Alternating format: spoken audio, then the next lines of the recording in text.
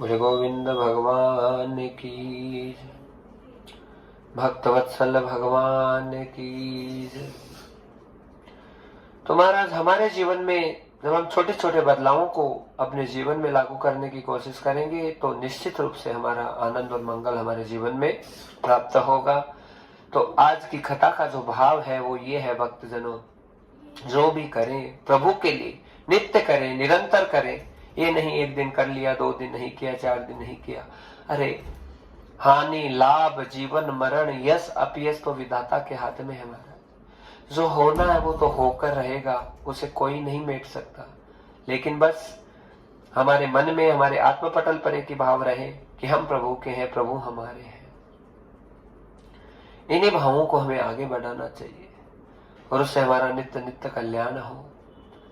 और प्रभु को कहें कि हे सांवरा, हम अज्ञानी हैं, बोध है, हमसे गलतियां बार बार होगी प्रभु, लेकिन आप हमारे साथ हैं तो आप बड़ी से बड़ी मुश्किलों को, बड़ी से बड़ी समस्याओं को आप निकालेंगे, आप हमारा कल्याण करेंगे, हमारा आनंद करेंगे, हमारा मंगल करेंगे। हे प्रभु, हे दीनानाथ, हे करुणा निधान, हे कृपा निधान, आप ही है जो हर प्रकार से हमें आह्लादित करे, आनंदित करे। आपके अलावा और कोई नहीं जो हमें सच्चा मार्ग दिखाए और आनंद की तरफ जाए।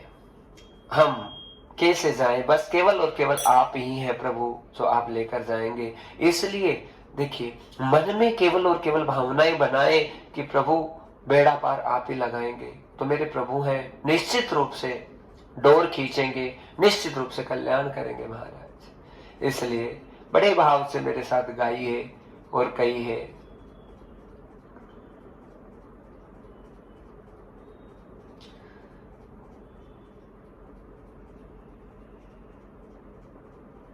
हे करुणा निधान, हे कृपा निधान, बस आप ही हैं जो हमें बुरी से बुरी और विपरीत से विपरीत परिस्थितियों में आप हमें निकाल कर लेकर जाएंगे, हमारा भला करेंगे, हाँ, और हमें हर प्रकार से आनंदित करेंगे।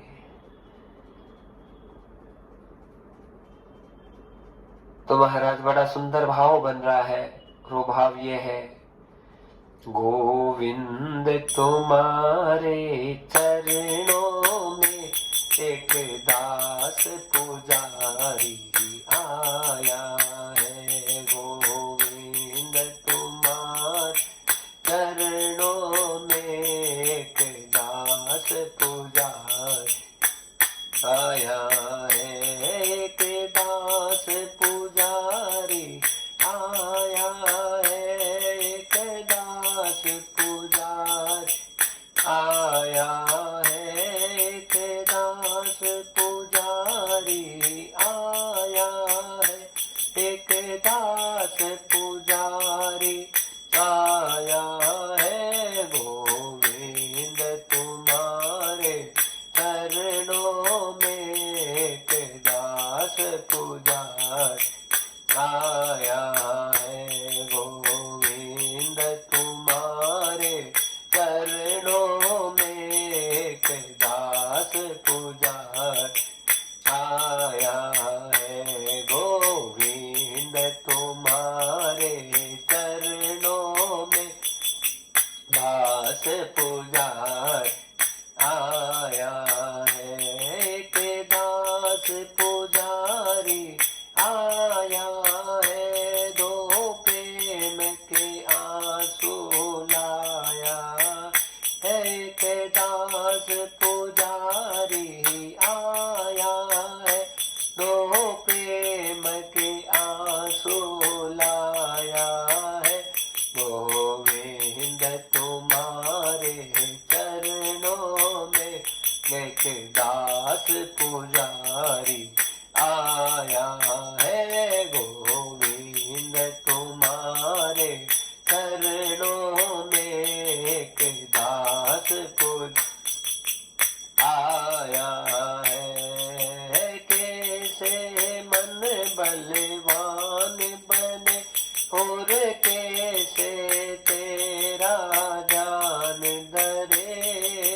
कैसे मन बलवान बने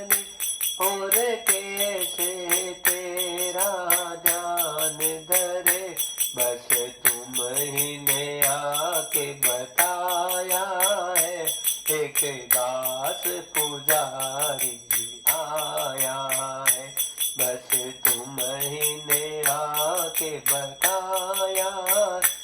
एक दास पुजारी आया है, गोविंद तुम्हारे चरणों में के दास पुजारी आया है। गोविंद तुम्हारे चरणों में के दास पुजारी आया है।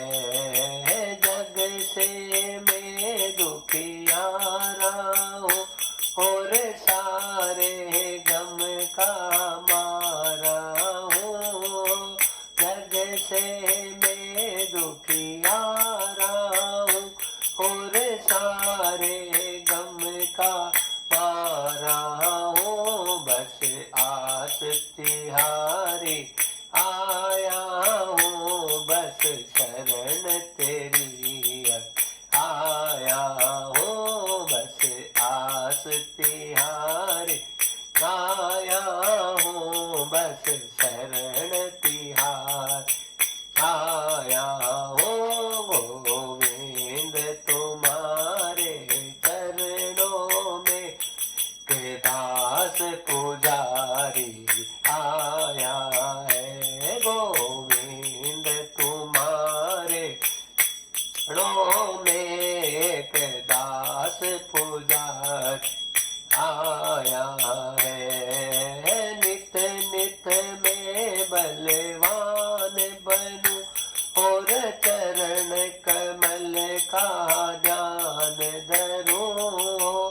नित नित में बलवान बनूं और चरण कमल का ध्यान धरूं। बस चरणों की आस तिहार है, अब तेरी शरण में आया है। बस चरणों की आस तिहारी है, अब तेरी शरण में आया है। गोविंद तुम्हारे चरणों में के दास पुजारी आया है। गोविंद तुम्हारे चरणों में के दास पुजारी आया है। के दास पुजारी आया है,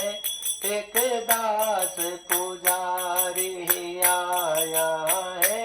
एक दास पुजारी आया है, एक दास पुजारी आया है। गोविंद तुम्हारे चरणों में के दास पुजारी आया है। गोविंद तुम्हारे चरणों में के दास पुजारी आया है। भजो राधे गोविंद, भजो राधे गोविंद, भजो राधे गोविंद, भजो राधे गोविंद, भजो राधे गोविंद, राधे गोविंद, भजो राधे गोविंद, भजो राधे गोविंद, रटो राधे गोविंद, रटो राधे गोविंद, रटो राधे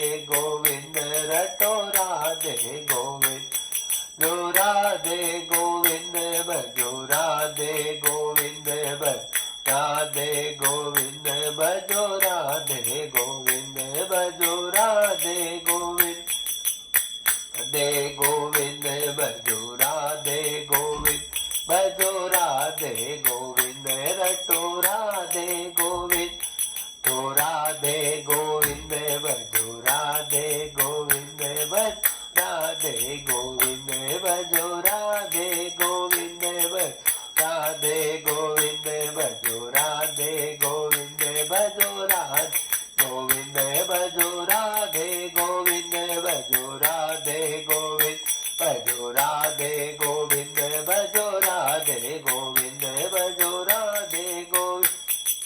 राधे गोविंद भजो राधे गोविंद भजो राधे गोविंद भजो राधे गोविंद रटो राधे गोविंद राधे गोविंद भजो राधे गोविंद भजो राधे गोविंद भज राधे गोविंद भजो राधे गोविंद भजो राधे गोविंद भजो राधे गो भजो राधे गोविंद भजो राधे गोविंद भजो राधे भजो राधे गोविंद भजो राधे गोविंद भजो राधे गोविंद भजो गोविंद रटो राधे गोविंद रटो राधे गोविंद रटो राधे गोविंद राधे गोविंद भजो राधे गोविंद राधे गोविंद भजो राधे गोविंद भजो राधे गो भजो राधे गोविंद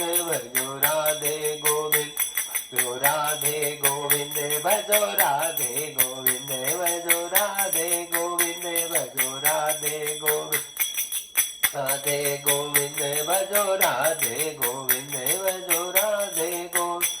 भजो राधे गोविंद राधे गोविंद भजो राधे गोविंद भजो राधे गोविंद भजो राधे गो भजो राधे गोविंद भजो राधे गोविंद भजो राधे गो भजो राधे गोविंद भजो राधे गो भजो राधे गोविंद भजो राधे गोविंद।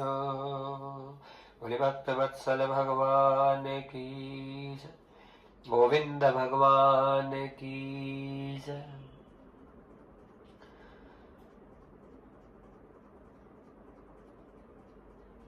भागवत को कैसे गाया जाए नहीं पता भक्तजनों। भागवत केवल और केवल भाव का नाम है। भागवत केवल और केवल अंतर पटल के जो अंतर दृष्टांत है, जो हृदय पटल से प्रकट होते हैं, उसी का स्वरूप है साक्षात। भागवत जी भगवान का वांग्मय स्वरूप और हर प्रकार से आनंद और मंगल करने वाला ग्रंथ है। एक एक शब्द अंतर पटल पर लगकर हमारे जितने दुख है, परेशानियां हैं, उनका विनाश करते हैं और कहते हैं सत्संग से महान कुछ है नहीं दुनिया में। भाग्योदेन बहुजन्म समर्जितेन सत्संगम च लभते पुरुषो सदा वे अज्ञान हेतु कृत मोहमदान्धकारम्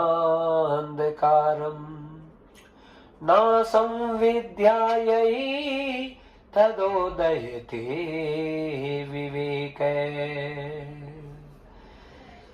भागवत जी का श्लोक इस बात को प्रमाणित करता है, मात्र शक्ति हो, बंधु हो, भक्तजनों। और वो श्लोक ये कहता है, जन्म जन्म के भाग्य उदय होते हैं तब सत्संग की प्राप्ति होती है, और सत्संग के प्राप्त होने से महाराज बुद्धि जो कि विवेकहीन हो गई है, उसमें विवेक की जागृति हो जाती है। अपना भला और बुरा लेने का, अपना बुरा और भला जानने का, अपना क्या सही है क्या गलत है उसको मानने का, उसको जानने का जो सटीक तरीका है, वो भक्ति से, वो सत्संग से जागृत हो जाता है, भजन से जागृत हो जाता है। विवेक की वृद्धि करने का माध्यम भागवत है, विवेक को जागृत करने का। लेकिन बहुत जन्मों के जब भाग्य उदय होते हैं तब जाके महाराज हमें कथा का प्रसाद प्राप्त होता है। बहुत बहुत जतन लगता है, यतन लगता है, मंत्रणा लगती है। कहते हैं धन से कथा हो जाती है, ये बात अन्यथा होगी। केवल धन से कथा नहीं हो सकती। कलयुग का समय है, धन प्रधान है, धन के बिना कोई कार्य नहीं बन सकता। लेकिन कथा के लिए भाव की आवश्यकता होती है। कथा में भाव है तो कथा प्राप्त हो जाती है। आज से ही कथा रेवाड़ी में होने वाली थी, सारी तैयारियां थी, लेकिन महाराज भगवान की कृपा और करुणा ऐसी थी कि वृंदावन में ही बैठना था ठाकुर जी को, तो आज ही के दिन यहां आकर बैठ गए। जिसके जीवन में लिखा है भागवत का प्रसाद, कथा का प्रसाद, उसे ही मिलेगा। बाकी कितना जतन कर लो, यतन कर लो, कथा का प्रसाद आसानी से प्राप्त नहीं हो सकता। भक्तजन, जन्म जन्मांतरम भवेत पुण्यम तदं भागवतं लभे एतास्मत्मरं तदं पुण्यम तदं भागवतं लभे। महाराज, बहुत सारे पुण्य जब हमारे एकत्रित होते हैं तब जाके हमें कथा का प्रसाद प्राप्त होता है और तभी कथा हमें आनंदित करती है। श्री व्यास जी ने इस ग्रंथ की रचना पहले से ही कर दी, क्योंकि घोर कलिकाल का समय यहाँ महाराज हर जीव त्राही त्राही कर रहा है। अभी कथा का प्रसंग सुनाया महात्मा बुद्ध का, वो यही बता रहा कि शांति किसी के पास नहीं है। शांति के लिए गुरु वचनों का पालन, गुरु आज्ञा में रहना और नित्य निरंतर प्रभु की सेवा, प्रभु से प्रेम करना, निरंतर भाव से भगवान से जुड़े रहना, तब जाके हम आनंद में अपने जीवन को व्यतीत कर सकते हैं। एक क्षण के लिए प्रभु तुम्हें ना भूलूं, तुमसे ना बिसर हो प्रभु, बस ऐसी करुणा, ऐसी कृपा हो दीनानाथ। हे करुणा निधान, हे कृपा निधान, आपका अनन्य अनन्य प्रसाद हमको लगातार नित्य भाव से प्राप्त हो। महाराज, कथा ये कह रही है कि भागवत प्राप्त हो तो उसके लिए बहुत सारे पुण्य लगते हैं, बहुत सारा जतन लगता है, बहुत यतन लगता है, तब जाके कथा का प्रसाद प्राप्त होता है।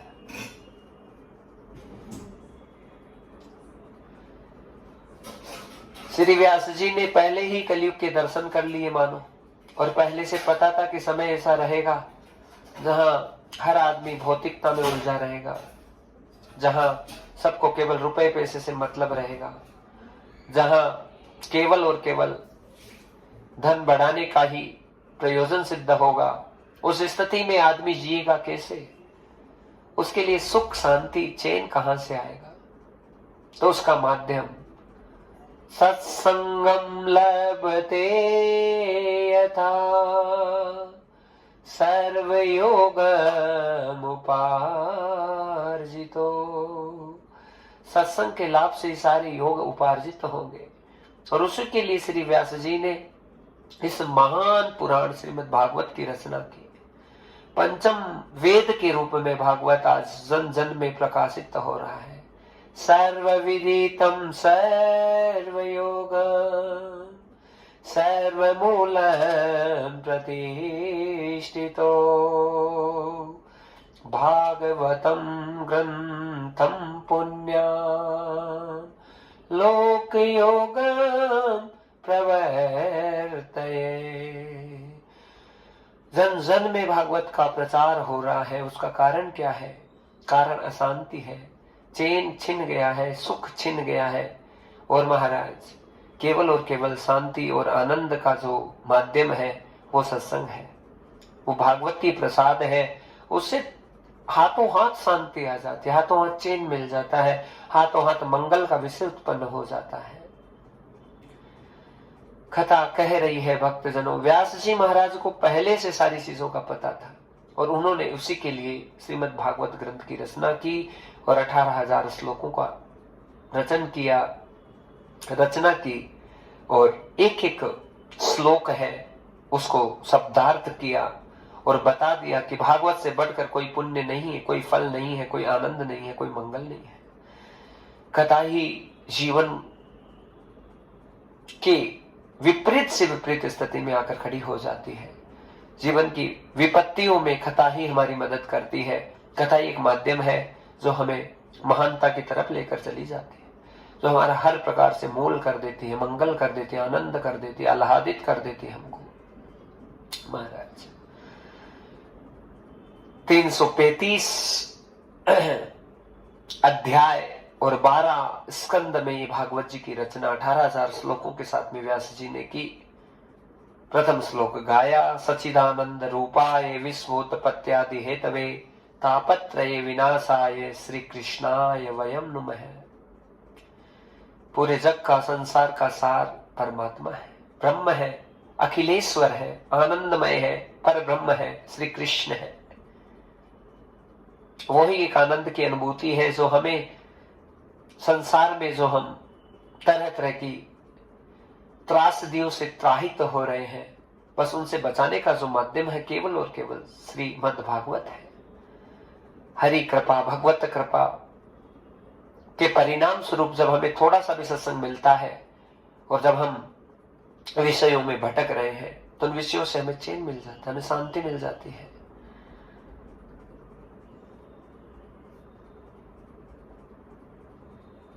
पिचकारी तो हमने सबने देखी है महाराज। उसी पिचकारी में यदि ठंडा ठंडा जल डालकर किसी के ऊपर डाला जाए और मान लीजिए सर्दी का समय है तो उसे ठिठुरन होगी लेकिन ठंडक लगेगी। ऐसे ही महाराज ये भागवत है कि जो शांति प्रदान करती है, आनंद प्रदान करती है।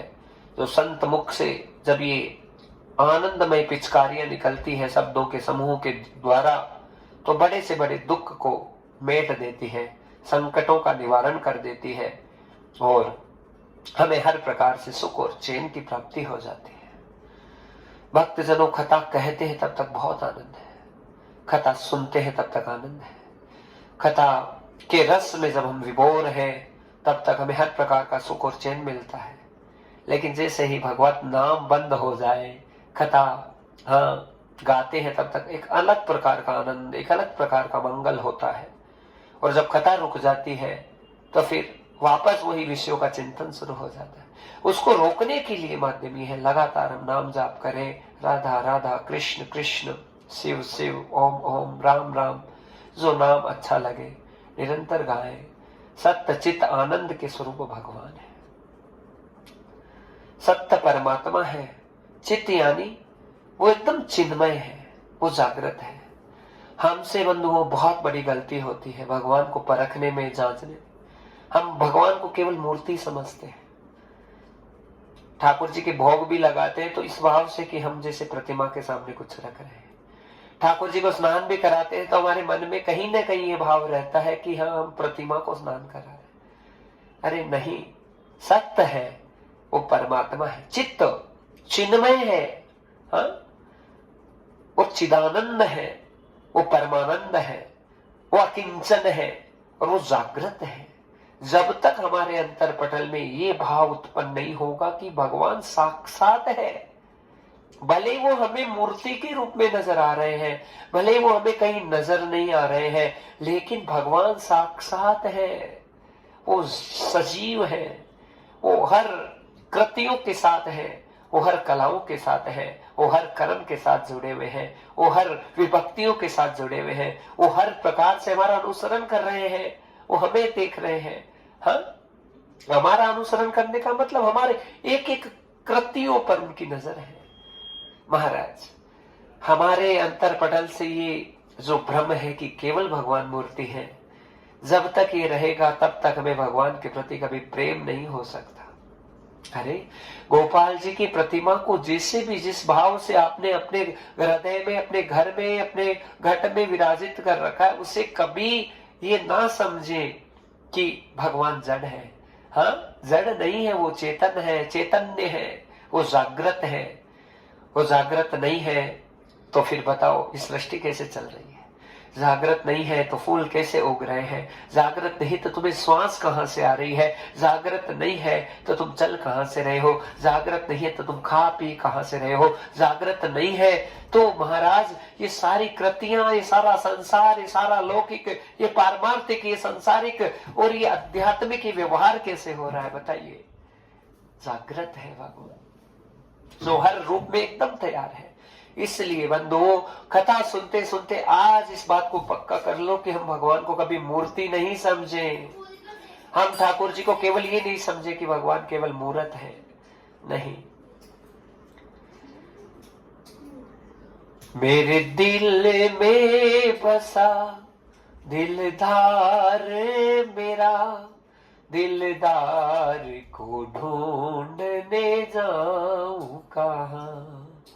हर कण में है, हर पल में है, भगवान को ढूंढने जाऊं कहां?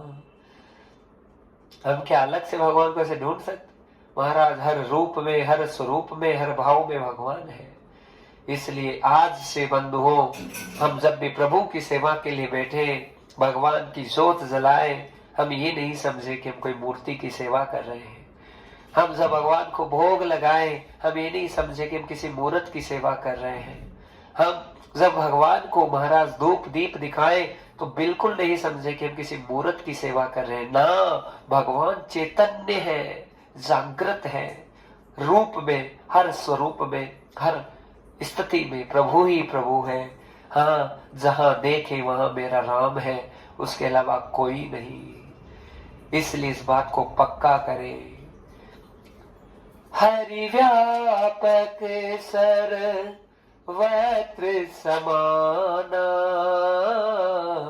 प्रेमति प्रगट होई में जाना। जो आपको मूर्ति नजर आ रही है, आपके अनन्य प्रेम से वो भगवान साकार होकर एकदम साक्षात भी हो सकते हैं। वो साकार हुए मीराबाई के लिए, वो साकार हुए तुलसी के लिए, वो साकार हुए नरसी के लिए, वो साकार हुए कबीर के लिए, जो साक्षात आ गए उनके भाव में, एक प्रति मूर्ति के स्वरूप में। जो कि हम केवल ये मंत्रणा रहती है कि केवल भगवान की मूर्त, मूर्त और मूर्त है। मूर्त ना, मूर्त ही सूरत बनकर प्रकट हो जाती है जब हमारे अनन्य भाव जागृत हो जाते हैं। इसलिए इस श्लोक के माध्यम से आज से हम जान ले कि भगवान चैतन्य है। हाँ, ठाकुर जी को सुला रहे हैं, ठाकुर जी को खिला रहे हैं, ठाकुर जी को पिला। अरे सब भक्तों के भाव भी तो थे, कर्माबाई के भाव भी थे, भगवान खिचड़ा खाने आते थे। तुलसी जी के भाव भी थे कि रामायण प्रकट होगी। कबीर जी के भाव ही थे। क्या भाव थे कबीर जी के कि कबीर जी को कहीं आश्रम में गए तो एक गुरु जी थे, उन्होंने माला दे दी कि पेड़ के नीचे बैठ जाओ और माला को फेर। तो महाराज माला को फेरे जा रहे, फेरे जा रहे, फेरे जा रहे। एक दिन निकला, 2 दिन निकला, भूख से हालत खराब होने लगी। तो कबीर जी कहने लगे, भूखा भजन ना होए गोपाला, ये धरी तेरी कंठी और माला। 2 दिन बाद में कबीरदास जी ने माला को रख दिया और रख के वहां से निकल गए। निकल के भाव यही था कि हे दाता, हे विधाता, इस माला से तू थोड़ी आ जाएगा, माला फेरने से नहीं आएगा। यदि मैं सच्चे भाव से तुमसे प्रेम करूंगा तो प्रेम भाव से तुम तो हर जगह हो प्रभु, तुम आकर मुझे दर्शन दोगे। और वही कबीरदास जी थे जिनको धन्य करने के लिए भगवान उनके भाव में प्रकट हो गए। किसी भी घटना से भगवान आ सकते हैं, केवल माला फेरने से नहीं। पोथी पढ़ पढ़ जग मुआ पंडित भयाना कोय, और 2.5 आखर प्रेम का पढ़े सो पंडित होय। महाराज केवल अनन्य भावों से परमात्मा के प्रति हमारा समर्पण भाव है तो भगवान हर रूप में आ जाएंगे। इसलिए भक्तजनों, आज से भगवान को मूर्त नहीं समझे। प्रभु साक्षात है, मेरे घर पे, मेरे हृदय में, मेरे घट में साक्षात बैठे हैं। हाँ, बस ये भाव बनाए तो आनंद होगा जीवन में।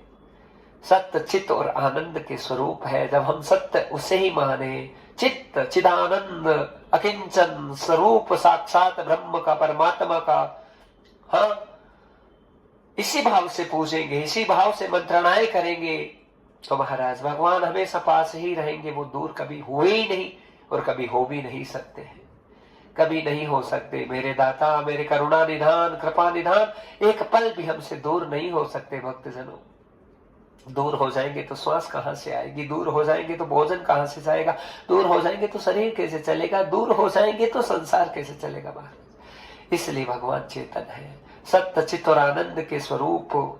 पाप और ताप सारे पल में नष्ट हो जाते हैं जब सुमिरण करो भगवान का, सब कलेश पाप मिट जाए। घट में आवे राम जी और बेड़ा पार हो जाए। केवल सुमिरन का खेल है। नित्यम नित्यम स्मरण यथा भागवतम तत्व प्रबोधित। लगातार नित्य नित्य स्मरण, नित्य नित्य सुमिरन करेंगे प्रभु का, अंतर पटल में जागृति होगी भक्तजनों। केवल नाम संकीर्तनम यस्य सर्व पाप प्रणाशनम। केवल नाम संकीर्तन ही भगवान को प्राप्त करने का माध्यम है। इस श्री कृष्ण की जब हम शरणागति ग्रहण करते हैं, भक्त वत्सलम दीन बंधो करुणाकरम श्री कृष्णम च, उस भक्त वत्सल शरणागत वत्सल भगवान श्री कृष्ण का चिंतन चिंतन और मनन शुरू होगा, तो उसका परिणाम ये होगा भक्तजनों, सर्व पापम विमोचय सर्वयोगम प्रबोधित। सारे पाप खत्म हो जाएंगे, सारे ताप मिट जाएंगे और हर प्रकार से हम आनंद की सरिता में विभोर होने लगेंगे। इसी श्री कृष्ण भगवान को हम कोटि कोटि प्रणाम करते हैं महाराज। यम प्रवजन्तमनुपेतमपेत कृत्यं देपायनो विरह कातर्याजुआव, पुत्रेति तन्मयतया तव रोड्भिनेदु सतम सर्वभूत हृदयं मुनिमानतोऽस्मि। माता के गर्भ से 12 वर्ष की समाधि को ग्रहण करने के बाद सीधे वन में भाग गए श्री सुखदेव मुनि महाराज। बार बार व्यास जी के रोकने के बावजूद भी जो महामुनि नहीं रुके, ऐसे गुरुदेव भगवान के चरण कमलों में हम कोटि कोटि प्रणाम करते हैं। गुरुर् ब्रह्मा गुरुर्विष्णु गुरुर्देव महेश्वर, गुरुर् साक्षात् परम ब्रह्म तस्मै श्री गुरुवे नमः। ये तन विष की बेलरी और गुरु अमृत की खान, शीश दिए जो गुरु मिले तो भी सस्ता जान। अज्ञान तिमिरादस्य ज्ञानांजन चला कया, चक्षुरोन्मीलितं येन तस्मै श्री गुरुवे नमः। जन्म जन्म के अज्ञानों को ध्वंस करने वाले सद्गुरुदेव भगवान के चरणों में हम कोटि कोटि प्रणाम करते हैं। हम सब भक्त जनों अपने अपने गुरु भगवान के चरणों को सुशोभित करें, उनसे आशीर्वाद लेंगे। गुरु भगवान कार्तिक के शुक्ल पक्ष की अद्भुत छठा आज वृंदावन धाम से हमें इतना आनंद और मंगल प्राप्त हुआ है। प्रभु आप नित्य निरंतर भाव से ऐसी अद्भुत भगवतमयी वाणी हमारे अंतर पटल पर सुशोभित करके हमें कृतार्थ करे महाराज। गुरु कृपा से ही भगवत भाव है वो जागृत हो जाता है। ऐसे सुखदेव मुनि महाराज पिता के रोकने के बावजूद भी नहीं रुके, चले गए महाराज। और कहते हैं श्रोता वक्ता ज्ञान निधि कथा राम कहे गूढ़, किम समझू मी जीव जड़ कलिमल गिसड़ विमूढ़। श्रोता और वक्ता दोनों महान होते हैं तो कथा महान होती है, लेकिन कथा का जो सबसे महान श्रोता है आज तक पूरे ब्रह्मांड में, वो श्री हनुमान जी महाराज है।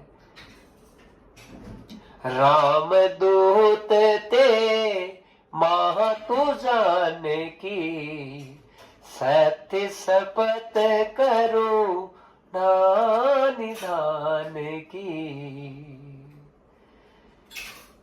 महाराज यत्र यत्र रघुनाथ कीर्तनम,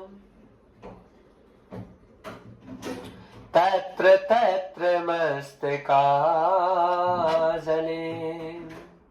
वाष्पवारि परिपूर्ण लोचनम, मारुति नमत राक्षसांतकम।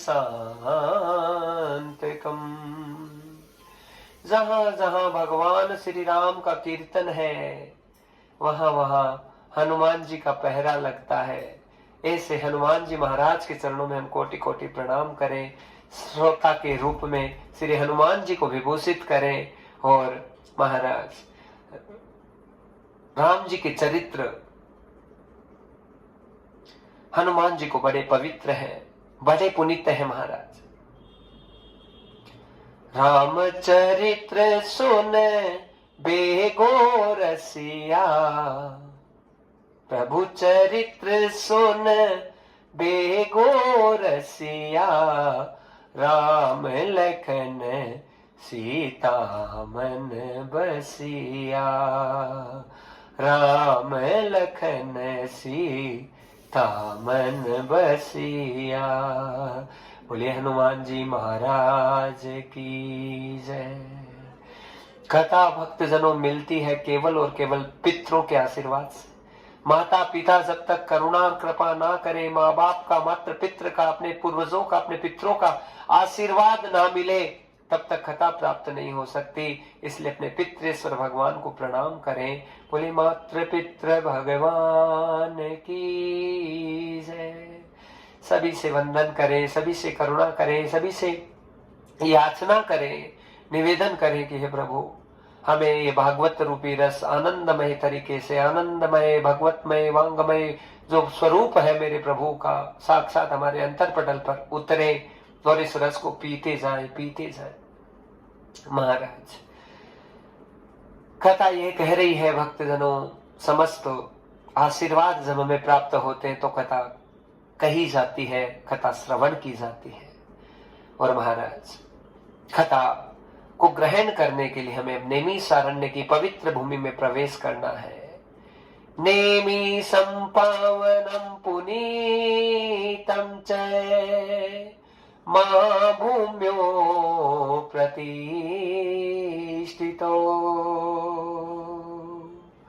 महाराज महाभूमि प्रतिष्ठित है, नैमिषारण्य की पवित्र भूमि, और वहां पर सूत सूत महाभागे वदनो वैदतांवरे कथां भागवतीं पुण्यां यथा भगवाचुके। सूत जी महाराज ऊंचे आसन पर सुशोभित और प्रतिष्ठित है, और उसी समय भक्तजनों लीला हो रही है। 88,000 ऋषि संत महात्मा सबका तांता लग गया, परेशान होकर आए हैं, क्योंकि बहुत कोशिश की गई है प्रभु का चरित्र मिले, प्रभु का स्वरूप मिले, तत्व का बोध हो, और बहुत मंत्रणाएं, बहुत भक्ति, बहुत याचना करने के बावजूद भी जब कोई सफलता ना मिली, तो सारे ऋषि संत महात्मा आज व्याकुल होकर श्री सूत जी महाराज के सामने आए और कहने लगे, अज्ञान ध्वंस विध्वंस कोटि सूर्य संप्रभ सुतम ज्ञाहि कथा सारम मम करणम रसायनम। हे सूत जी महाराज, हम अज्ञानी है, आपका ज्ञान करोड़ों सूर्यों के समान तेजस्वी है। महाराज हम भूले भटके हैं, सब जगह से परेशान होकर आए हैं। सूत जी को इतने बड़े बड़े महात्मा संत इतना सम्मान और मान दे रहे हैं, क्यों दे रहे हैं? क्योंकि महाराज ज्ञान की कोई आयु नहीं होती है, और शब्द है वो परमात्मा की कृपा से प्राप्त होते हैं। भक्तजनों शब्द केवल और केवल ब्रह्म कृपा से प्राप्त होते हैं, बिना भगवत कृपा के एक शब्द भी प्राप्त नहीं हो सकता। सूत जी कहने लगे, ऋषियों इस संसार में यदि शांति, आनंद और मंगल प्राप्त करना है तो उसका माध्यम केवल और केवल भागवत है। श्रीमद् भागवतम शास्त्र कलु कीरेण भासितम। केवल भागवत रूपी जो शास्त्र है उससे ही ऋषियों आपको आनंद, चैन और शांति प्राप्त होगी। कहा महाराज हम इस बात पर विश्वास कैसे करें? तो फिर नारद जी महाराज का व्याख्यान बड़ी सुंदरता से सुनाया गया है, और कहने लगे कि श्री नारद जी महाराज हैं जो कि आज सब जगह भ्रमण कर रहे हैं। नारद सारे दिन नारायण नारायण नारायण का उच्चारण करते रहते हैं, लेकिन कहते हैं भक्तजनों कथाएं कई बार हमें प्राप्त हो जाती है, अच्छे अच्छे वक्ताओं के द्वारा, अच्छे अच्छे विभूतियों के द्वारा हमें कथा मिलती है, लेकिन उस कथा को हम लगातार नहीं रख सकते। क्यों? क्योंकि हमें विस्मृति का आभास है, भान है। ये बुद्धि है बड़ा विस्मृत करने वाला विषय है महाराज। तो नित्य निरंतर भाव से हम कितना ही कथा का श्रवण कर ले, हमें कुछ न कुछ भूलना ही पड़ेगा, भूल जाते हैं। और जब तक हम नित्य निरंतर निरंतर और निरंतर कथा से नहीं जुड़े, तब तक हमारा कल्याण नहीं हो सकता। निरंतर कथा गाने का अवसर प्राप्त हो, निरंतर कथा श्रवण करने का अवसर प्रदान हो, निरंतर कथा में ही डूबे रहने का अवसर प्रदान हो, तो जीवन की धन्यता पुष्ट हो जाती है। महाराज आज जो नारद जी हैं, वो भी ऐसे मन में बस सारे दिन नारायण नारायण चल रहा है, लेकिन वो सुकून, वो चैन, वो शांति, आनंद और मंगल जो प्राप्त होना है वो नहीं हो पा रहा है। वो क्यों नहीं हो पा रहा है? कारण ये हुआ कि ब्रह्मलोक में जब नारद जी का भ्रमण हुआ है और वहां पर उन्हें पता चला कि पिता ब्रह्मा जी बड़े उदास है, और उदासीनता में ऐसी उनकी मंत्रणाएं हो रही है कि उन्हें कुछ समझ में नहीं आ रहा। इतने उदासीन है ब्रह्मा कि उनको खुद को नहीं पता चला उन्हें परेशानी क्या हो रही है। आज घूमते घूमते जब भ्रमण नारद का हुआ, आकर पूछा गया है, प्रश्न किया गया कि हे पिताजी, मैं आपको इस अवस्था में नहीं देख सकता। और एकदम सच्ची बात है भक्तजनों, पुत्र वही है जो अपने पिता को हमेशा खुश देखे, प्रसन्न देखे। नारद जी ने प्रश्न किया और नारद जी कहने लगे कि महाराज बात क्या है? ब्रह्मा ने दोनों हाथ खड़े कर दिए कि मेरे पास शास्त्र है, मेरे पास ज्ञान है, मेरे पास विज्ञान है, मेरे पास सब चीजें, लेकिन शांति नहीं। और यही विषय है भक्तजनों, हम कितने ही चाहे श्लोक याद कर ले, कितने ही विद्वान बनने के लिए अपने प्रयोजनों को सिद्ध करें, लेकिन जब तक हरि हमारे हृदय में नहीं उतरे तब तक शांति नहीं आ सकती। जब तक हरि साक्षात हमारे स्वरूप में ना आ जाए, हमारे चरित्र में ना आ जाए, हमारे ब्लड में ना आ जाए, हमारे रक्त में ना आ जाए, तब तक शांति, चैन और सुकून नहीं प्राप्त हो सकता। नारद जी के सामने ब्रह्मा जी ने हाथ खड़े कर दिए, कहा पुत्र नारद, मुझे नहीं पता, मुझे कहीं भी शांति प्राप्त नहीं हो रही है। महाराज वहां से नारद जी है बड़े उदास हो गए, लेकिन उदास हुए नारद, उन्होंने मन में हाथ में जल लेकर संकल्प छोड़ दिया, और संकल्प इसी चीज का छोड़ा कि हे पिताजी, यदि मैं सच्चा पुत्र हूं तो मैं आपको प्रसन्न करूंगा, उसके लिए मुझे कोई भी साधन करना पड़े मैं सारा साधन करूंगा। और भक्तजनों, भागवत की कथा ये कहती है कि नारद जी ने संकल्प छोड़कर आज जितने धरती लोक पर तीर्थ थे, उन्हें तीर्थों को करने के लिए आज वहां से भ्रमण करना प्रारंभ कर दिया है। नारद जी महाराज पुष्करम च प्रयागम च काशी गोदावरी यथा, पुष्कर गए, प्रयाग गए, काशी, गोदावरी, हरि क्षेत्र, कुरुक्षेत्र, सेतु बंधन, सब जगह महाराज रामेश्वरम धाम तक पहुंच गए। और सारे जितने पूजा पाठ थे, जितने साधन थे नारद जी ने किए, लेकिन फिर भी नारद जी का खुद का चित्त है वो शांत नहीं हुआ। और कहते हैं भक्तजनों, जब तक खुद का चित्त शांत नहीं होगा तब तक हमारे पितृ और पूर्वज भी शांत नहीं हो सकते। हमारे साधन छोटे पड़ जाते हैं, साधन कम पड़ जाते, उसके कारण से ही अशांति आकर घेरती। हमारे कर्मों का फल है भक्तजनों। आज महात्मा बुद्ध का जो प्रसंग सुनाया उसमें वही प्रसंग है कि हमारे पता नहीं कौन से जन्म का कर्म किस समय आकर हमारे आड़े आ जाता है, किस समय आकर हमें परेशान करने लग जाता है। महाराज कैसा कौन सा कर्म हमें दुख देने लग जाता है हमें नहीं पता, और कर्म के कारण से भटक जाते हैं। कर्म के कारण से ही ऐसी स्थिति और परिस्थिति आ जाती है कि सब सही चल रहा था, अचानक गड़बड़ हो जाता है। महाराज जीवन में जो बोया है वो तो काटना ही पड़ेगा, उसे कोई रोक नहीं सकता। और भक्तजनों, यहाँ पर नारद जी महाराज बैठे, मंत्रणाएं उनके अंतरपटल पर चलने लगी कि मैं क्या करूं क्या करूं क्या करूं। सब जगह आ गए परेशान होकर, जैसा कि हाँ कई बार बताया गया है गुरु मुख से, श्री मुख से, कि नारद जी हैं वृक्ष के नीचे आकर बैठ जाते हैं, और जैसे ही बैठते हैं तो वहां पर संत महात्मा का आगमन होता है। और महात्मा आकर कहते हैं कि हे नारद, आप उदासीन क्यों हैं, कारण क्या है? संत रूप में साक्षात भगवान ही आए हैं, क्योंकि संत है भगवान का ही स्वरूप है, और तरह तरह से विचरण भगवान ही तरह तरह के रूपों में करते रहते हैं धरती लोक पर अपनी लीलाओं को। आज संत महात्मा आए, नारद जी को कहने लगे कि हे नारद, आप पर बड़ी कृपा हुई है कि संत के दर्शन आपको प्राप्त हो रहे हैं। नारद जी कहने लगे, महाराज मैं क्या करूं, मैं खुद चाहे कितना ही दुखी हूं, परेशान हूं, एक बात आप अच्छे से समझ जाना भक्तजनों, एक संत होता है, एक महात्मा, एक भक्त कोई भी होगा, वो अपने दुख से कभी दुखी नहीं होता है। वो केवल पराये दुखों से दुखी होगा, वो केवल दूसरों के दुख से ही दुखी होगा, वो केवल इसी बात से दुखी होगा कि मैं क्या करूं, मैं क्या करूं कि मैं किसी का दुख हर लूं, किसी की परेशानियों को हर लूं, किसी को आनंदित करूं, किसी को खुश करूं। हाँ, व्यक्ति विशेष को हम किसी को खुश और प्रसन्न नहीं कर सकते जीवन में, कितना ही प्रयत्न कर लो, लेकिन यदि परमार्थिक रूप से हम निकलते हैं और केवल भाव ये रहता है जन कल्याण का, जग कल्याण का, हरि कल्याण का, भगवत कल्याण का, हर रूप में भगवान के दर्शन करके भगवान को ही सर्वस्व मानकर हर मानव मात्र में, हर जीव मात्र में परमात्मा के दर्शन करने का स्वरूप यदि अपने हाथ में पटल पर बनाए और केवल एक ही भाव रखे कि हम केवल भगवान की सेवा कर रहे हैं, भागवत सेवा कर रहे हैं, तो महाराज वो सेवा निश्चित रूप से रंग लाती है। आपके कुछ दिए हुए शब्द पता नहीं कितनों को हंसा देते हैं, कितनों को आनंदित कर देते हैं। प्रभु केवल प्रेम का स्वरूप होता है भक्तजनों। संत कृपा कैसे बन जाती हम जानते नहीं। एक बहुत सुंदर दृष्टांत आता है और इतना सुंदर दृष्टांत है कि आपको बड़ा आनंदित करेगा। महाराज एक हरपाल नामक भक्त हुए।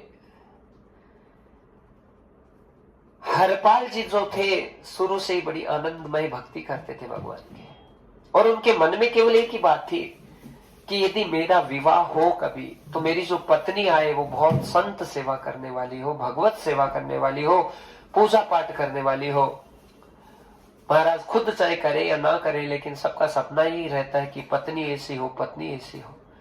लेकिन महाराज हरपाल जी बहुत बड़े भक्त हैं और भगवान के प्रति अच्छा भाव रखते हैं।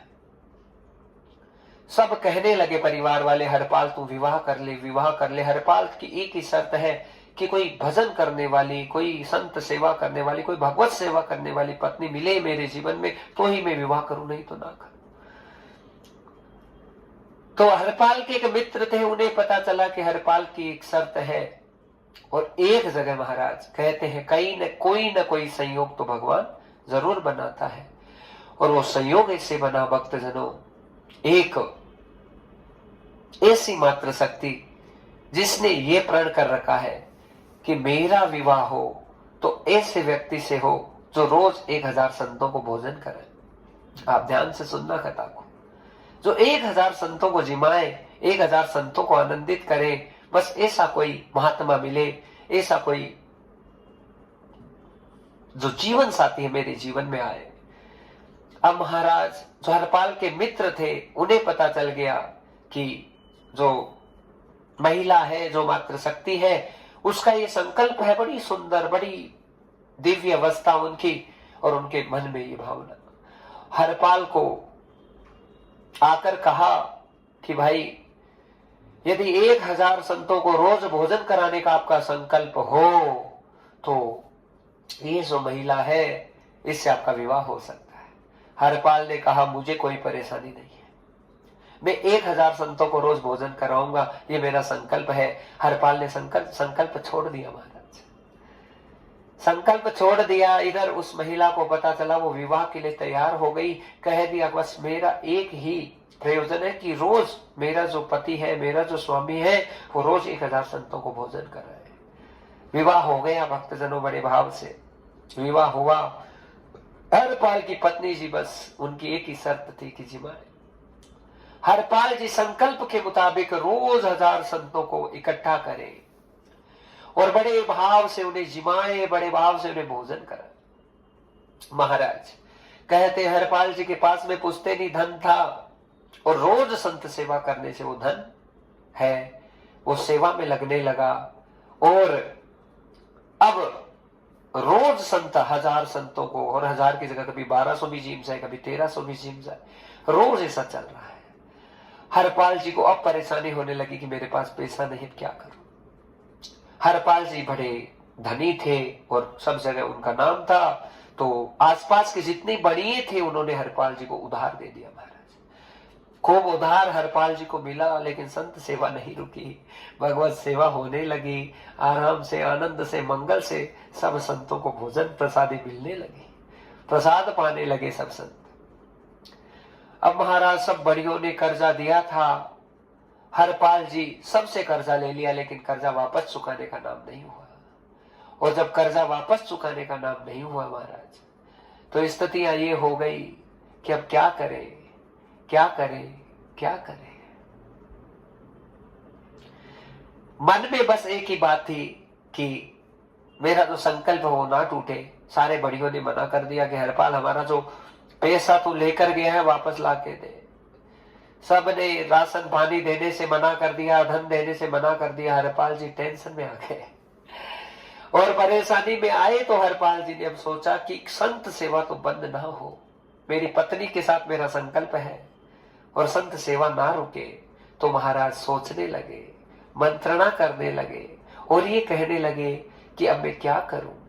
तो महाराज यहां पर जो हरपाल जी है उन्होंने चोरी करना प्रारंभ कर दिया। और चोरी करने जाए तो धन ना चुराए, वो राशन चुराए।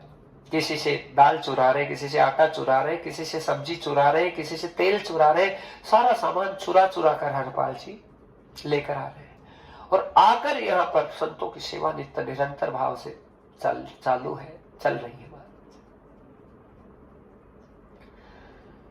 अब महाराज थोड़ा समय है वो व्यतीत होने लगा। सबके हड़कंप मच गया, रे ये चोर कौन आया है जो रोज राशन चुरा ले, राशन चुरा ले। महाराज सबको बड़ी परेशानी होने लगी, लेकिन हरपाल जी का ऐसे काम नहीं चला। हरपाल जी को लगा कि अब थोड़ा धन नहीं आएगा तो संत सेवा रुक जाएगी, और उसके चक्कर में हरपाल जी थोड़ा थोड़ा धन भी चोरी करने लग गए। लेकिन वो चोरी कर रहे तो उन्हीं के कर रहे हैं महाराज जिनके घर में जो है खूब सारा दिया है ठाकुर जी ने, लेकिन दान नहीं निकालते, 1 रुपया निकालते नहीं है। उनके घर से चोरी। और आप कथा को समझ जाइए, जिसके घर में धन पड़ा है और वहां से भी सत कार्य में, सत्कर्म में, सत्संग में, संत सेवा में वो धन लग जाएगा तो धन बड़ा पवित्र पुनित पावन हो जाएगा। हरपाल जी वहां से चोरी करने लगे, करते करते संत सेवा चलने लगी। लेकिन आज हरपाल जी टेंशन और परेशानी में है कि मैं कब तक ऐसा करूंगा, और संत सेवा को मैं रोक नहीं सकता, मैं क्या करूं, मैं क्या करूं, सोचने लगे।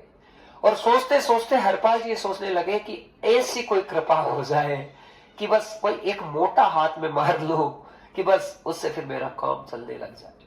इधर महाराज श्री ठाकुर जी महाराज को सारा ये वाक्य पता चला कि हरपाल केवल और केवल संत सेवा के लिए ऐसा कर रहे हैं, चोरियां कर रहे हैं और संत सेवा नहीं रुक रही। महाराज अपने भक्त पर अनुग्रह करने के लिए आज भगवान बड़िए का स्वरूप बना रहे हैं। हाथों में खूब सारा सोना, गले में खूब सारा सोना, और महाराज बहुत अच्छे अच्छे आभूषणों को अलंकृत करके आज ठाकुर जी चलने लगे। तो रुक्मणी जी आकर खड़ी हो गई, प्रभु कहाँ जा रहे हैं? कहा मेरे भक्त पर कृपा करने। कहा अकेले क्यों जा रहे प्रभु, मैं भी चलूं। रुक्मणी जी भी खूब स्वर्ण आभूषणों से विभूषित होकर आज मेरे श्री गोविंद के साथ में रूप बनाकर आज चलने की तैयारी करने लगी। और जहां हरपाल जी बैठे थे उनके पास से ठाकुर जी इतना सोना लद लद के महाराज वहां से निकलने लगे। और जैसे ही निकलने लगे प्रभु, हरपाल की नजर पड़ी रे, ऐसा बढ़िया तो आज तक नहीं देखा महाराज। इसका सारा सोना, इसका सारा स्वर्ण मेरे पास आ जाए तो 10 साल का काम बन जाएगा, फिर तो मुझे चोरी नहीं करनी पड़ेगी और मेरा टेंशन खत्म हो जाएगा। संत सेवा 10 साल तक नहीं रुकेगी यदि इनको आज लूट लो तो। महाराज ठाकुर जी भी आनंद से हरपाल जी के पास से निकल रहे हैं, और हरपाल जी जानबूझकर उठ खड़े हुए, जय श्री कृष्णा कहा, जय श्री कृष्णा। हरपाल जी बोल पड़े, और जैसे ही बोला तो ठाकुर जी है अपने भाव में आए। और इस भाव में आए हरपाल जी के सामने श्री ठाकुर जी, और वो कहने लगे, अरे भाई जय श्री कृष्ण क्यों कर रहे हो? हाँ, कुछ नहीं होता जय श्री कृष्ण करने से। फालतू नाम लेने की जरूरत नहीं है। जय श्री कृष्ण क्या होता है जय श्री कृष्ण से? अरे हरपाल को देखो, सुना है संतों की सेवा करता है, संतों को जिमाता है, लेकिन चोरी करके ही तो जिमाता है, उल्टा कार्य करके ही तो जिमाता है। तो उससे क्या उसका भला हो रहा है क्या? अब तो महाराज अपना नाम जैसे ही श्री कृष्ण गोविंद के मुख से सुना, हरपाल जी तो विस्मित हो गए कि मुझे जानते, लेकिन अपना हुलिया चेंज कर रखा है। अरे महाराज गलती हो गई। लेकिन हरपाल जी मन में सोचने लगे कि तू भगवान का नाम नहीं ले रहा है बढ़िया, तो एक गहना भी नहीं छोड़ूंगा तेरे, सारा का सारा तेरा तो चोरी कर लूंगा आज, 1 रुपया 1 ढेला भी तुम्हारे नहीं छोड़ूंगा। ऐसा सोच लिया हरपाल ने। और महाराज हरपाल जी बड़ी मीठी मीठी एक्टिंग करने लगे। कहा जी आप कहाँ जाएंगे, मैं आपको रास्ता दिखा दूं, मैं तो यहाँ का लोकल हूं और हर रास्ते को जानता हूं, आपको कहाँ जाना है। अब भगवान को तो महाराज उन पर कृपा करनी थी। कहा भैया मुझे जंगल पार करवा दो, तुम्हारी बड़ी कृपा होगी। महाराज हरपाल जी तो यही चाह रहे थे कि सुनसान रास्ते में इनको ले जाऊं, उनको लूट लूं। आज ठाकुर जी को, जो कि बढ़िया के भेष में मेरे भगवान बने हुए हैं, आज हरपाल जी लेकर जाने लगे। और हरपाल जी जैसे ही वहां लेकर श्री ठाकुर जी को जाने लगे हैं, आधे रास्ते में तो हरपाल जी रुक गए और रुककर कहा रुक जाओ भैया। रुक गए ठाकुर जी।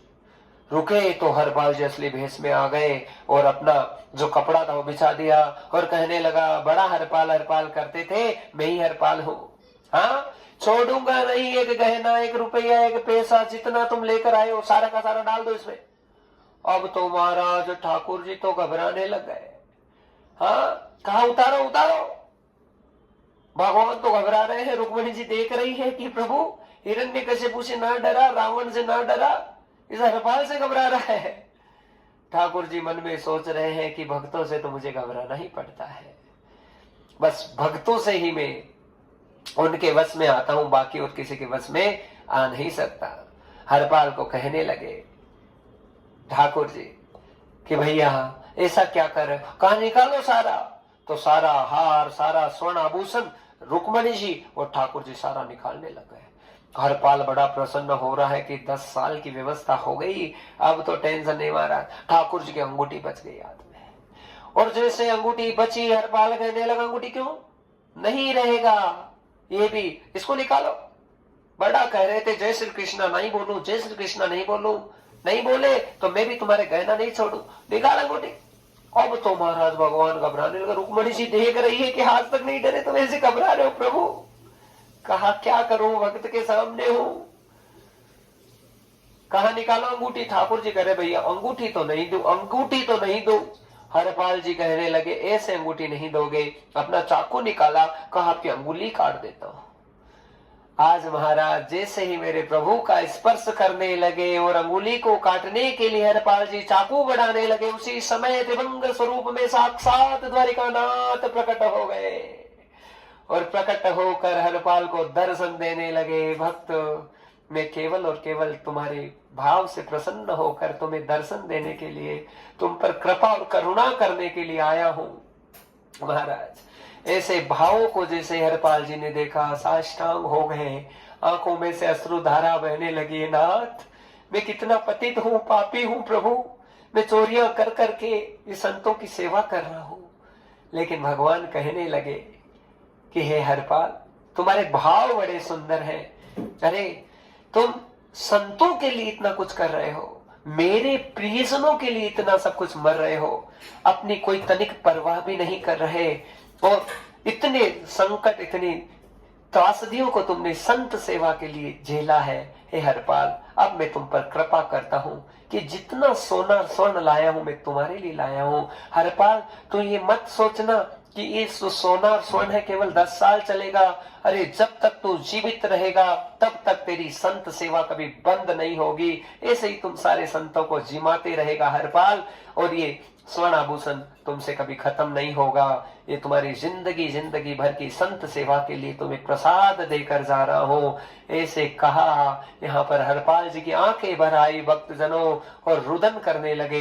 प्रभु का अनंत अनंत स्वरूप आज हरपाल जी के सामने से अदृश्य हो गया और मानो हरपाल को हमेशा के लिए प्रभु की कृपा प्राप्त हो गई। ये संत कृपा है, ये संत सेवा है। सेवा की हुई भक्तजनों कभी बेकार नहीं जाती। प्रभु सेवा, हरि सेवा, गुरु सेवा, हाँ गबू सेवा कभी बेकार नहीं जाती है। आज नारद जी के सामने जैसे ही संत आए और संतों ने कह दिया कि नारद जी आप क्यों दुखी हो रहे हैं। जीवन में कितनी ही विपत्ति आए लेकिन उस विपत्ति का समाधान जरूर मिलता है नारद जी, और समाधान मिलने का माध्यम संत ही होता है। और हम आपको रास्ता दिखा रहे हैं महाराज। संतों के मुख से यदि हमें कोई मार्ग मिले तो उस मार्ग का अनुसरण करके आगे बढ़ जाना चाहिए। भगवत नाम में भक्तजनों बहुत शक्ति है, बहुत सामर्थ्य है, लेकिन हमसे रटा नहीं जाता। हमारा विश्वास डगमग हो जाता है। एक दिन, 2 दिन, 3 दिन, क्यों? अरे नहीं भैया, नित्य गाओ, निरंतर करते रहो, निरंतर करते रहो। क्या नहीं हो सकता दुनिया में बताइए? कौन सा सुख नहीं आ सकता, कौन सा चैन नहीं आ सकता? नारद जी को रास्ता दिखा दिया। क्या? सब सुख सागर रूप उजागर रहे वृंदावन धाम। कहने लगे संत कि हे नारद, आपका जितना दुख, जितनी त्रासदी, जितनी परेशानी है, वृंदावन धाम जाने से तुम्हारा सारा संकट और सारी परेशानियां निवृत्त हो जाएगी।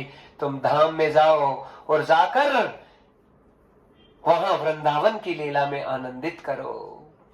महाराज, ये धाम, ये साक्षात भगवत धाम है, ये साक्षात प्रभु का घर है, ये राधा रानी का महल है, जहां पर साक्षात श्री जी, किशोरी जी अनन्य भावों से लीला करती रहती है। भक्तजनों, यहाँ प्रभु हर रूप में विराजित है। भला नारद जी आएंगे तो शांति नहीं मिलेगी? मिलेगी, जरूर मिलेगी। क्यों नहीं मिलेगी? क्योंकि वृंदावन वृंदावन नहीं है, ये भगवान का धाम है। इसलिए मेरे साथ में बड़े भाव से वृंदावन के जितने ठाकुर हैं उनका दर्शन करें। श्यामा हृदय कमल सो प्रगट्यो, श्यामा हृदय कमल सो प्रगट्यो, श्याम हृदय को भाई तेरी। जय हो वृंदावन धाम तुम्हारी, जय हो वृंदावन धाम।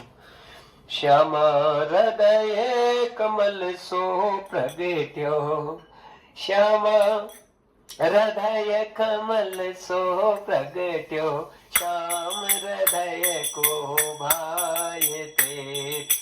जय हो वृंदावन धाम तुम्हारी, जय हो वृंदावन धाम। हम श्याम हृदय कमल सो प्रगट्यो, श्याम हृदय कमल सो प्रगट्यो, श्याम हृदय को भाई तेरी। जय हो वृंदावन धाम तुम्हार, जय हो वृंदावन धाम तुम्हार, जय हो वृंदावन धाम तुम्हारी, जय हो वृंदावन धाम। सब सुख सागर रूप उजागर जय वृंदावन धाम। सब सुख सागर रूप उजागर जय वृंदावन धाम। रूप गोस्वामी प्रगट कियो तक, रूप गोस्वामी प्रगट कियो तक, गोविंद रूप निधान तेरी। जय हो वृंदावन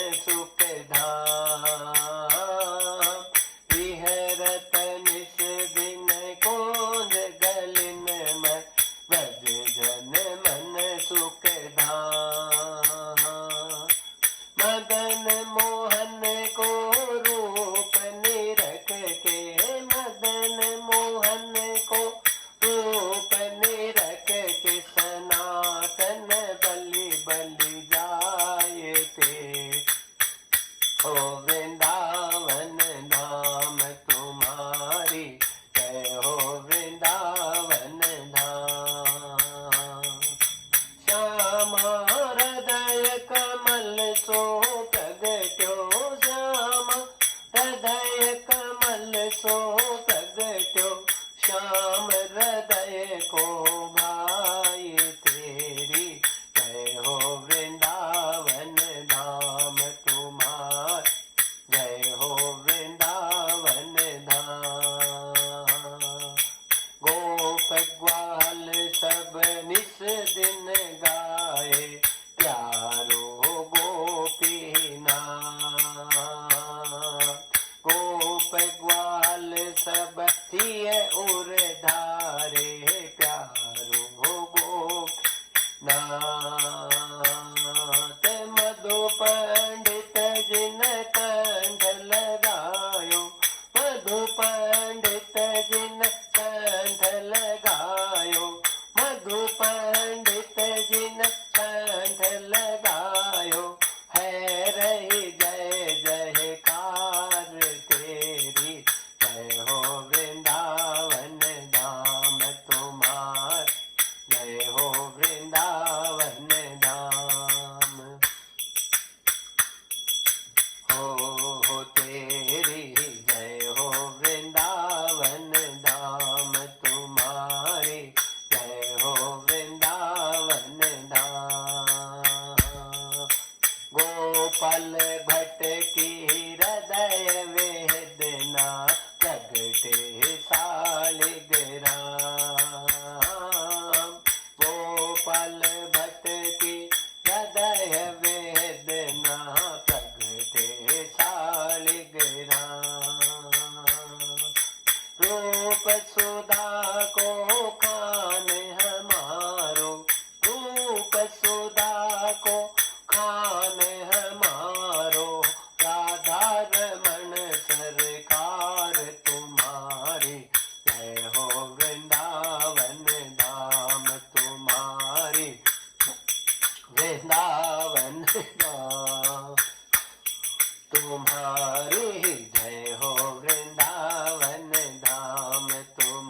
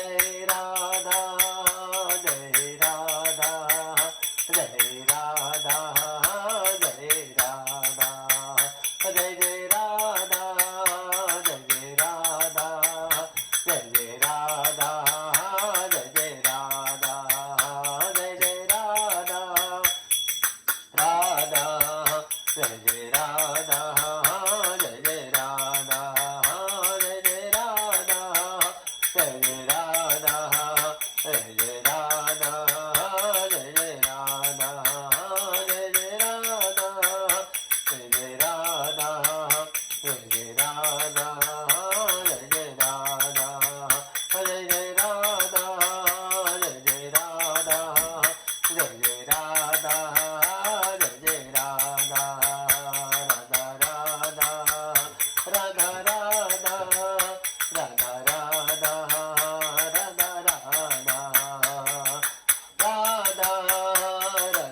राधा राधा राधा राधा राधा श्यामा हृदय कमल सो प्रगट्यो श्यामा हृदय कमल सो प्रगट्यो श्याम हृदय को भाय तेरी जय हो वृंदावन धाम तुम्हारी जय हो वृंदावन धाम तुम जय हो वृंदावन धाम तुम्हार जय हो वृंदावन धाम प्यारो प्यारो मारो प्यारो मोरो प्यारो प्यारो प्यारो प्यारो प्यारो प्यारो प्यारो वृंदावन प्यारो वृंदावन प्यारो प्यारो प्यारो प्यारो प्यारो वृंदावन प्यारो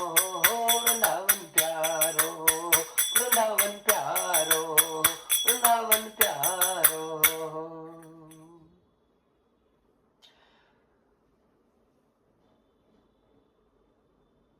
बोले भक्त वत्सल भगवान की जय। रमणं रमणामनित्यं च रमणं श्यामा श्यामं यथा लीला नित्यकृतं सुशोभना श्रीकृष्ण स राधिकां यथा। नित्य नित्य विहार करते हैं, नित्य वृंदावन में वास करते श्री कृष्ण श्यामा श्याम की युगल छवि। हाँ महाराज सरकार की छवि को सत वंदन प्रणाम। आज नारद जी परेशान होकर वृंदावन की पवित्र भूमि में प्रवेश करने जा रहे हैं। महाराज यामान तटमापन्नो यत्र लीला हरेर्भूते जाता युवतीं सम्यक् प्रेष्ठ रूपं तु सांप्रतम्। यमुना जी के पास से निकलने लगी, आवाज आने लगी, रुकिए रुकिए महात्मन रुकिए। ये आवाज किसी और की नहीं, भक्तजनों भक्ति महारानी की है, जो कि वृंदावन में निवास कर रही है। लेकिन ज्ञान और विवेक के बिना भक्ति भी शून्य है। उसके दोनों पुत्र घुटनों पर लेटित है और परेशान है भक्ति महारानी, क्योंकि उनके पुत्र है बीमार है। नारद जी को कहा महाराज जी हर प्रकार से कल्याण करते हैं, ब्रह्मा जी के पुत्र है। जयति जगति माया अस्य काया दवस्ते वचन रचन मेकम केवल्य चाकलये ध्रुव पद्मपि यातो यत कृपातो ध्रुव अयम सकल कुशल पात्रम ब्रह्म पुत्रम नतास्मि। हे ब्रह्मा जी के पुत्र श्री नारद जी महाराज, हम आपको कोटि कोटि प्रणाम करते हैं महाराज। और हमारा दुख है महाराज, हमारे दोनों पुत्र बीमार हो गए। हर प्रकार से महाराज जी हमने संसार में लीला की, दक्षिण भारत में पैदा हुई, आगे बड़ी वृंदावन आई, हम आनंदित हो गए, जवान हो गए, लेकिन हमारे पुत्र ठीक नहीं हो रहे। नारद जी बड़ा सुंदर कह रहे हैं, वृथा खेद यसे बाले अहो चिंता तुरा कथम श्री कृष्ण चरणाम्भोजम स्मरम दुख गमिष्यन्ति। नारद जी कह रहे हैं कि बाले क्यों चिंता करते, भगवान का स्मरण कर सब ठीक हो जाए। कहा महाराज लगातार भक्ति कर रहे हो, भजन कर रहे हो, कोई फायदा नहीं हो रहा। भक्तजनों कथा को समझ जाना, बिना विवेक और बिना ज्ञान की भक्ति जीरो होती है। और ज्ञान क्या है? ज्ञान एक ही कि प्रभु चेतन है, प्रभु जागृत है। हाँ, नारद जी टेंशन में आ रहे हैं, क्यों आ रहे हैं? कारण यह है भक्तजनों की बड़े बड़े महात्माओं को भी चिंता होती है, परेशानी होती है, लेकिन खुद की कोई चिंता नहीं है। चिंता है तो जगत की है, चिंता है तो संसार की है, चिंता है तो दुखियों की है, चिंता है तो जो दुखियारे हैं उनकी है महाराज। लेकिन नारद जी अभी तक बचे हुए हैं क्योंकि भगवान की कृपा उन पर है, इसलिए भगवान ही सारा रास्ता दिखा रहे हैं। पर नारद जी पर कृपा क्यों है? क्योंकि नारद जी का अभी तक नित्य कर्म नहीं बिगड़ा। जीवन में हमेशा ध्यान रखें, नित्य कर्म कभी नहीं बिगड़े भक्तजनों। नित्य कर्म बिगड़ गया, सब कुछ बिगड़ गया, फिर कुछ अच्छा नहीं हो पाएगा। उठना तो उठना ही, ये कार्य करना तो करना ही, ये होना तो होना ही। यदि सब चीजें हमारे नित्य कर्म के हिसाब से होगी तो हमारा जीवन महान हो जाएगा। अपनी मर्जी का जीवन जिएंगे तो थोड़े दिनों में सब कुछ खत्म हो जाएगा। लेकिन महाराज नित्य कर्म कभी नहीं बिगड़ना चाहिए। नारद जी ने आज हर प्रकार का प्रयत्न किया है। वेद वेदांत घोषिश्च गीता पाठ मुहुर्मुहु बोध्यमानो तदम तेनम कथम चिच्चोति तो बलात्। हर प्रकार से उठाने का प्रयत्न, लेकिन ज्ञान और वैराग्य जो विवेक है वो जागृत नहीं हो पाए। क्यों नहीं जागृत हो पाए? नित्य निरंतर प्रेम भक्ति, आनंदमय भक्ति, करुणामय भक्ति जब तक हृदय पटल को आह्लादित ना करे तब तक महाराज कल्याण नहीं हो सकता। थोड़ा नाम ले लिया छोड़ दिया, थोड़ा भजन किया छोड़ दिया, थोड़ा भक्ति भाव जागृत हुआ फिर छूट गया, उससे कभी भला नहीं हो सकता। नित्य निरंतर भाव से प्रभु का स्मरण हो, प्रभु के प्रति चिंतन हो, प्रभु के प्रति सुमिरन हो, तब जाके कृपा और कल्याण के मार्ग खुलते हैं। भक्तजनों कथा क्या कह रही है? नारद जी ने सारा प्रयत्न कर लिया, आज हाथ खड़े कर दिए। महाराज हमारी दैनिक दिनचर्या किसी भी हालत में नहीं बिगड़नी चाहिए। एक बार नियम ले लिया इतनी बजे उठने का तो उठना ही चाहिए। 10 मिनट कर लो, 15 मिनट कर लो, 1 घंटा कर लो, 2 घंटा कर लो, पर नित्य निरंतर कर्म को मत छोड़ो। एक बार तुम्हारे रूटीन में कोई चीज आ गई तो उस रूटीन की चीज को कभी नहीं छोड़ना चाहिए। महाराज आज नारद जी परेशान हो गए, परेशान होकर आज भक्ति को कहने लगे कि भक्ति में तुम्हारा दुख दूर नहीं कर सकता। और ऐसे कह के आज बद्रिकाश्रम की तरफ से नारद जी का कूच है वो होने लगा है। भक्ति महारानी ने बहुत सारी बातें नारद जी को कही है कि प्रभु ने क्या कहा। जब तक हरि कीर्तन, हरि सत्संग, प्रभु भजन, भक्ति निरंतर नित्य भाव से जागृत ना हो, संत मुख से भजन ना मिले, तब तक कल्याण नहीं हो सकता। आज नारद जी भी कुछ छोटे मोटे संत थोड़ी है महाराज, इतने बड़े संत हैं। सनकादिक ऋषि सूत जी से कथा सुन रहे और व्याकुल होने लगे। सारे ऋषि महात्मा कहने लगे महाराज कि नारद जी का क्या होगा? तो कहने लगे कि नारद जी बद्रिकाश्रम की तरफ संकल्प लेकर निकल गए कि संसार में ना रहूं, केवल बस प्रभु के भजन में लग जाऊंगा। यदि मैं किसी की सेवा नहीं कर सकता मैं यहाँ रहूंगा नहीं महाराज। ऐसा करके नारद जी महाराज बद्रिकाश्रम की तरफ गए हैं और वहां पर लीला हुई है। क्या हुई है? एक दाई विशालाया महाराज बद्रिकाश्रम में, विशालाक्ष पुरी में, बद्रिकापुरी में महाराज वहां पर खूब सारे संत महात्माओं का विचरण है। लेकिन उनमें से महान अनन्य प्रज्वलिप्यमान दिदीप्यमान जो संत है, सनक सनत सनंतन सनातन सनकादि ऋषि, चारों ऋषि कुमारों का आगमन नारद जी के सामने होने लगा।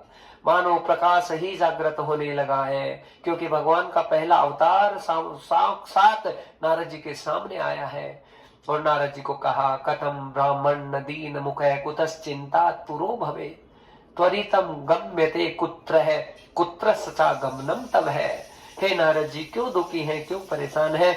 नारद जी सारी बात बताने लगे कि महाराज ने क्या सब चीजों का त्याग करके आ गया। कहा 7 दिन का समय हमें दो, आपका सारा परेशानी सारा दुख चला जाएगा। विश्वास नारद जी को था नहीं, लेकिन नारद जी के पास में कोई उपचार नहीं था। संतों की बात पर विश्वास किया। नारद जी ने कहा कि आप क्या करेंगे? कहा हम भागवत की कथा सुनाएं। कहा हमने तो वेद वेदांत वशिष्ठ है, वेद वेदांत को कह के आया हूं, उससे कल्याण नहीं हुआ तो भागवत से कैसे होगा। तो कहने लगे कि भागवत है वो महाराज एक पंचम पुष्प है, जो वेदों का पका हुआ फल है, और पका हुआ फल है नारद जी, इसमें गुठली नहीं है, रस ही रस है। आप एक बार चस्का लग गया भगवत भजन में, हरि सत्संग में, प्रभु की भागवती कथा में आपका एक बार मन लग गया तो जिंदगियां निकल जाएगी नारद जी, लेकिन आपका सत्संग खत्म नहीं होगा। आप एक बार हमारे पर विश्वास कीजिए। नारद जी आज अनमने से होकर बैठ गए, लेकिन बहुत सारे ऋषियों को, अत्रि, अंगिरा, पुलस्त, पुलय, भगु, वशिष्ठ, चौनस से देवल, देवरातो, सारे ऋषियों को, महात्माओं को पता चला कि भागवत की कथा हो रही है। और गंगा जी के तट पे आनंद विहार में आज इस कथा का आनंद मंगल होने वाला है। भक्त जनों गंगा तट समाजगमु कथा पानाय सत्वरा, गंगा जी के तट पर आनंद विभोर कराने के लिए आज सनक सनत सनंदन सनातन ऋषि कुमारों ने व्यासपीठ को ग्रहण कर लिया है। चारों ऋषि कुमारों ने, और नारद जी को आसन दे दिया, कथा श्रवण कराने की तैयारी होने लगी। नारद जी कहने लगे कि किस किस का कल्याण भागवत ने किया है। तो कहने लगे, ये मानवा पाप कृतस्तु सर्वदा सदा दुराचारता विमार्गा, क्रोधाग्नि दग्धा कुटिलाश्च कामिन, सप्ताह यज्ञेन खलो पुनन्ति ते, कायेन वाचा मनसापि पातकम्, नित्यं प्रकुर्वन्ति सटा हटेने, परस्वपुष्टा मलिना दुराशया, सप्ताह यज्ञेन कलो पुनन्ति ते। हे नारद जी, कितना ही पापी हो जो हर प्रकार से गिर गया है, उसे भागवत उठा लेती है। भागवती ये कर्म उसकी रक्षा कर देगा नारद जी, और हर प्रकार से उस जीवात्मा का कल्याण और मंगल हो जाएगा। हे नारद जी, जिसने माता पिता का अपराध कर दिया है, जो हर प्रकार से कुल्ठा हो गया है, जो हर प्रकार से चरित्र का हनन जिसका हो गया है, जो हर प्रकार से गिर गया है, हे नारद जी, केवल और केवल भगवत आश्रय या भागवत का आश्रय लेगा तो कल्याण हो जाएगा। तो कहा महाराज किस किस का कल्याण भागवत ने किया है।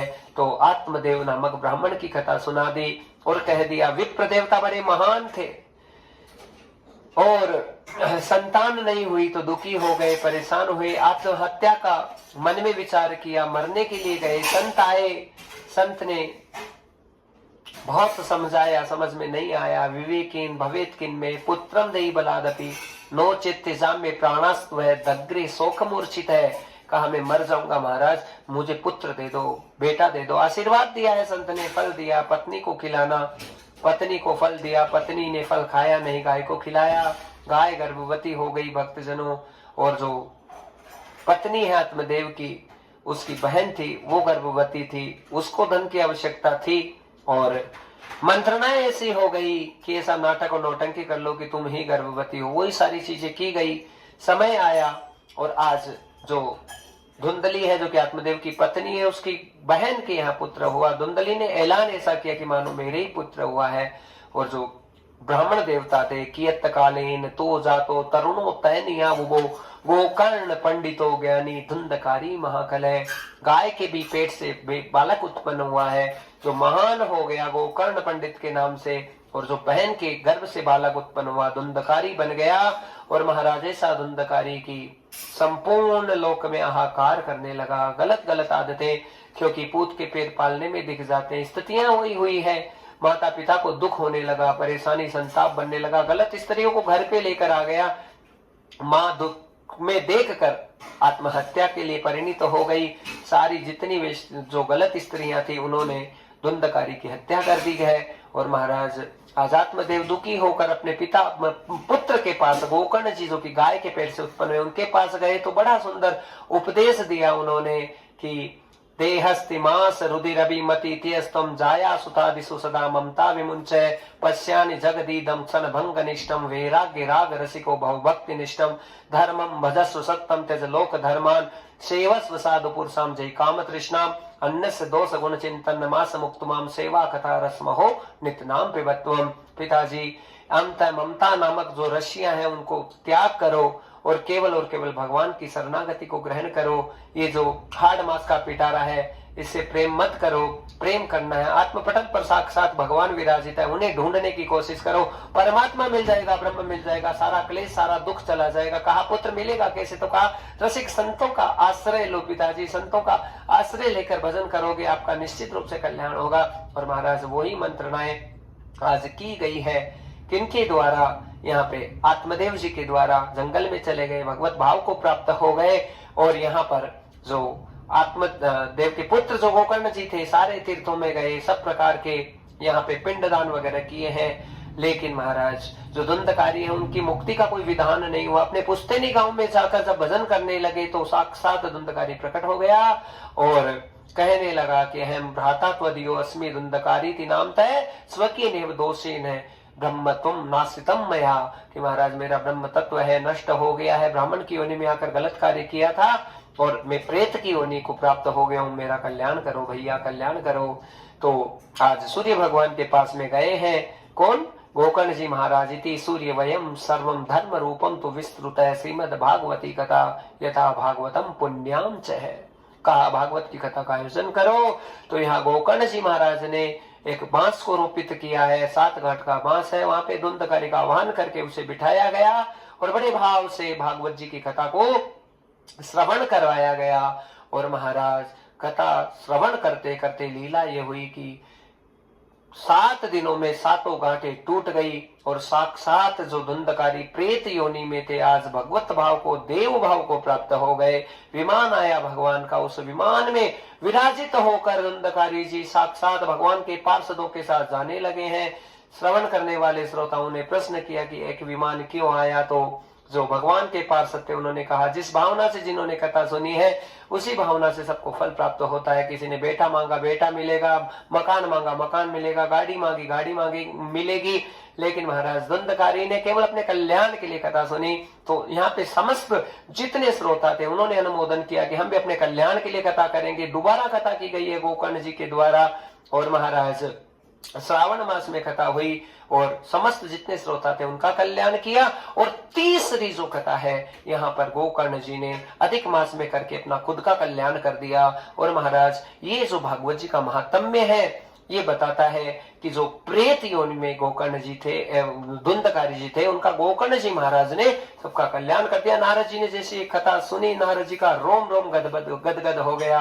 और भक्तजनों लीला ये हुई, पहला दिन, दूसरा दिन, तीसरा दिन, चतुर्थ दिन, 4 दिनों तक नारद जी कथा सुनते सुनते इतने आह्लादित और इतने आनंदित हो गए कि खो गए भगवान की भक्ति में। और चौथे दिन जैसे ही भगवान का जन्मोत्सव का समय होने लगा, पिता ब्रह्मा उसी पंडाल में आकर और भक्ति जो कि वृंदावन थी गंगा जी के तट पर आकर, ज्ञान और विवेक जो उसके पुत्र थे जागृत होकर आज पूरे पंडाल में पुष्पों की वर्षा करने लगे और आनंद मंगल की प्राप्ति होने लगी। और सारे देवता आज आकर उस पंडाल को सुशोभित कर रहे हैं। प्रहलाद स्थाल धारी तरल गति तयो ओधव वकांश धारी वीणा धारी सुरर से कुशल तया राग करता अर्जुनो भूता इंद्रो है वादिन मृदंग जय जय सूतपा कीर्तने ते कुमारा यत्राग्रे भाव भक्ता सर सर चलिया व्यास पुत्रो बहू है। सारे व्यास नंदन सुखदेव जी प्रकट और भगवान साक्षात उसी पंडाल में प्रकट होकर समस्त भक्तों का कल्याण कर रहे हैं। भक्तजनों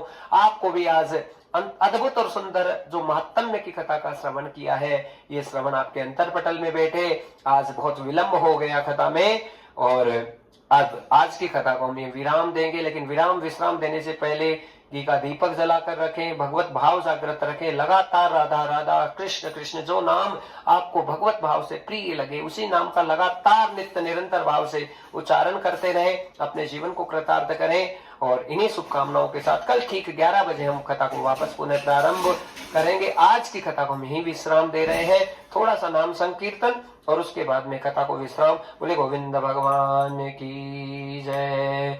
भज मन राधे राधे राधे राधे गोविंद गोविंद राधे राधे राधे राधे गोविंद गोविंद गोविंद गोविंद भज गोविंद गोविंद हाँ गोविंद गोविंद भज गोविंद गोविंद भज मन राधे राधे राधे राधे गोविंद गोविंद भज मन राधे गोविंद है गोविंद गोविंद भज गोविंद गोविंद है गोविंद गोविंद भज गोविंद गोविंद भज मन राधे राधे राधे राधे गोविंद गोविंद भज मन राधे राधे हे गोविंद गोविंद है गोविंद गोविंद भज गोविंद गोविंद है गोविंद गोविंद भज गोविंद गोविंद भज मन राधे राधे राधे राधे गोविंद गोविंद भज मन राधे राधे राधे गोविंद गोविंद है गोविंद गोविंद भज गोविंद गोविंद है गोविंद गोविंद भज गोविंद गोविंद भज मन राधे राधे राधे राधे गोविंद गोविंद भज मन राधे राधे राधे गोविंद गोविंद भज गोविंद गोविंद भज गोविंद गोविंद भज गोविंद भज गोविंद गोविंद भज मन राधे राधे राधे राधे गोविंद गोविंद भज मन राधे राधे राधे राधे गोविंद गोविंद भज गोविंद गोविंद भज गोविंद गोविंद भज गोविंद गोविंद भज गोविंद गोविंद भज मन राधे राधे राधे राधे गोविंद गोविंद भज मन राधे राधे राधे गोविंद गोविंद भज मन राधे राधे राधे गोविंद गोविंद भज राधे राधे राधे राधे गोविंद गोविंद। बोले भागवत भगवान की जय, गोविंद भगवान की जय।